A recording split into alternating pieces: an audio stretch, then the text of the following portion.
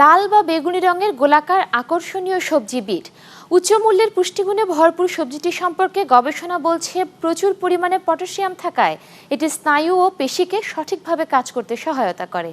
আর পুষ্টিবিজ্ঞানীদের মতে অ্যান্টিঅক্সিডেন্ট ও ভিটামিন উপাদান থাকায় ফুসফুসের ক্যান্সার প্রতিরোধে এটি কার্যকরী।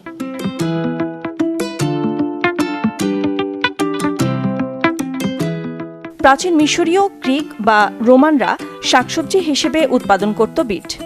আর মধ্যযুগে এরা বিভিন্ন রোগের হাত থেকে নিস্তার পেতে নিয়ম করে খেতেন বিট। বিটরুট যদিও বাংলাদেশি সবজি নয়, তবুও সারা বছরই মেলে সবজি বাজারে। পুষ্টিগুণে ভরপুর বিট জুস ছাড়াও সালাদ হিসেবে মেলে ভোক্তার পাতে। গবেষণা বলছে বিটা ক্যারোটিন, অ্যাসকর্বিক অ্যাসিড, পাইরিডক্সিনের মতো ভিটামিন ছাড়াও sodium, magnesium, potassium, calcium, manganese, iron ও জিঙ্কের মতো খনিজ উপাদান মেলে বিটে।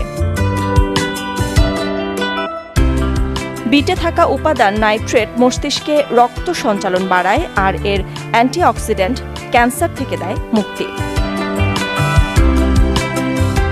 বিটের ট্রিপ্টোফান ও বিটেইন উপাদান হতাশা দূর করে, আর এর ফোলেট ও ফলিক অ্যাসিড বাড়ায় ফুসফুসের কার্যক্ষমতা। তবে পুষ্টিবিদদের পরামর্শ, অ্যালার্জির সমস্যায় নিয়ম মেনে খেতে হবে বিট।